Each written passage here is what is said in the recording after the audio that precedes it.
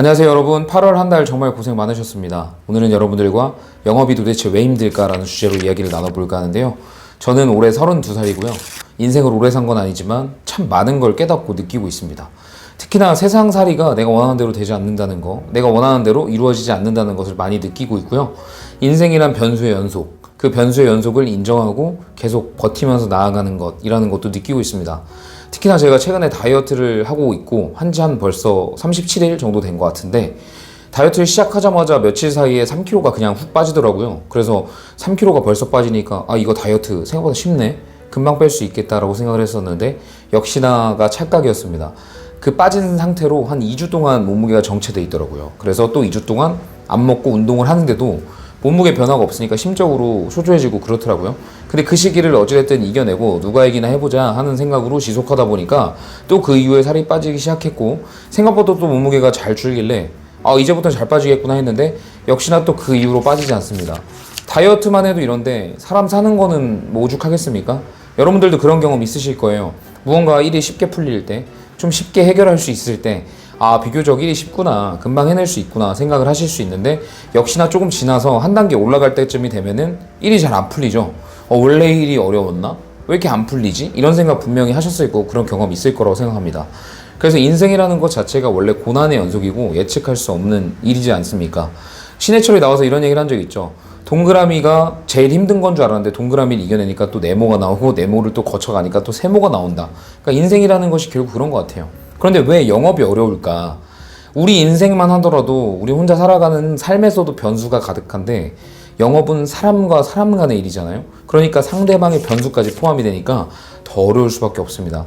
예를 들어서 오늘 만났을 때 내가 상품을 제안하고 그 상품을 응당 가입할 수 있는 사람이었는데도 마침 그날 부부싸움이 있다든지 아니면 안 좋은 일이 있다든지 하면 가입할 수 있는 상품이었는데도 불구하고 그냥 가입을 안 할 수도 있고요. 분명 오늘 만날 수 있는 사람이었는데 그 사람에게 변수가 생겨서 못 만날 수도 있고, 이런 게 영업이 있지 않습니까? 정말 재밌죠. 그런데 반면에 계약이 들어가지도 않은 사람이었는데 그날 기분이 좋아서 또 운이 좋아서 어떤 일이 생겨서 계약을 하게 될 수도 있고, 그래서 영업인은 참 그 변수를 맞이하는 인내력을 길러야 되는 일인 것 같고, 항상 초지일관하는 자세를 키워야 되는 일인 것 같습니다. 우리 인생과 우리 일이 어떻게 흘러갈지 모르고, 특히나 우리의 삶 자체도 예측할 수 없는데 사람과 사람이 엮이는 영업은 더더욱 예측할 수가 없겠죠. 그래서 영업을 예측한다는 것 자체가 어떻게 보면 어불성설이라고 생각마저 드는 요즘입니다. 그래서 우리가 할 수 있는 거라고 한다면 그냥 끊임없이 활동량을 늘려서 지치지 않고 만나면서 나아가는 것, 그냥 생각을 줄이시고 또는 아예 없애실 때도 있으실 정도로 그냥 활동량만 주구장창 늘리면서 하는 거죠. 제가 예전 영상에서도 한번 말씀을 드린 것 같은데, 클로징률이 한 20% 된다고 한다면 만나는 사람을 대수의 법칙으로 따져서 계산해 봤을 때 무조건 만나는 사람이 많아질수록 20%의 체결 확률이 많이 늘어날 수밖에 없는 구조가 바로 영업입니다. 그래서 감정에 동요되지 않고 그냥 꾸준히 해나가는 거, 주변 사람과 나를 비교하지도 말고 누가 잘 풀린대, 뭐 누가 안 된대, 이런 거 신경 쓰지 말고 그냥 어제의 나와만 비교하면서 계속 나아가는 것. 근데 어제의 나와 비교해서만 계속 나아가는 게 결코 쉬운 일이 아니라는 거는 이 유튜브를 시청하신 여러분들도 다 아실 거라고 생각해요. 그래서 항상 그런 부분을 스스로 억제하고 통제할 수 있도록, 그리고 계속 긍정적인 방향으로 나아갈 수 있도록 뭐 일기 써보시는 것도 좋고, 독서도 하시고 운동도 하시고 계속적으로 발전할 수 있는 길들을 찾아서 움직이신다고 한다면 그 어려운 시기들을 사념 속에서 벗어나서 집중할 수 있는 그 바에 집중하실 수 있을 거라고 생각합니다. 사실 사람이 생각이 많아지는 게 진짜 그 상황이 문제가 아니라 자꾸 문제에 집중해서 그러는 걸 수도 있습니다. 문제가 일어난 원인에 집중하고 그것을 조금씩 해소해 나가면 되는데, 어쩔 수 없이 우리에게 문제가 발생한 그 상황은 마치 불이 났을 때 불타고 있는 집을 바라보는 것이 아니라 당장 내 발등에 떨어진 불을 뜨거워서 치우고 있는 것 같으니 사실 본능적인 부분이지 않을까요? 그래서 그런 본능적인 부분을 억제하기 위해서 여러 가지 일련의 의식 활동을 만드는 것도 정말 중요한 부분이고, 그런 부분들에 대한 거는 유튜브만 보더라도 많이 있으니까 하나하나씩 늘려가시면 분명 마인드 컨트롤 하는데 도움이 많이 되실 거라고 생각합니다.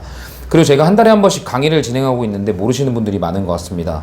강의에서 개척 영업이라든지 뭐 여러 가지 세일즈 노하우, 그리고 마인드 관리법 등등 많은 것들을 한 달에 한 번씩 진행을 하고 있으니까 기회가 되시면 참석하셔서 저와 좋은 인연 만들어 가셔도 여러분들 영업 활동하시는데 반드시 도움이 되실 테니까 한번 커뮤니티에 올라가 있는 글이라든지 강의 공지도 한번 살펴보시면 좋을 것 같습니다.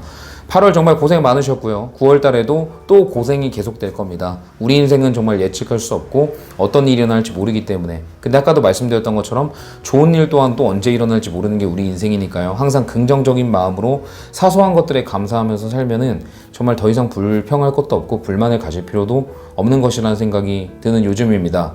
예를 들어서 제가 스트레스 받을 때 러닝을 하면서 그걸 푼다고 하면 두 다리 있으니까 러닝을 또 뛰는 거 아니겠습니까? 그럼 두 다리가 멀쩡하게 있다는 것만으로도 감사할 수 있는 부분이라, 사실 삶에서 작은 부분이라도 감사할 수 있다는 것을 깨닫고 그것을 실행한다는 것 자체가 인생이 바뀌는 첫 번째 방법과 지름길이 아닐까 생각을 해봅니다.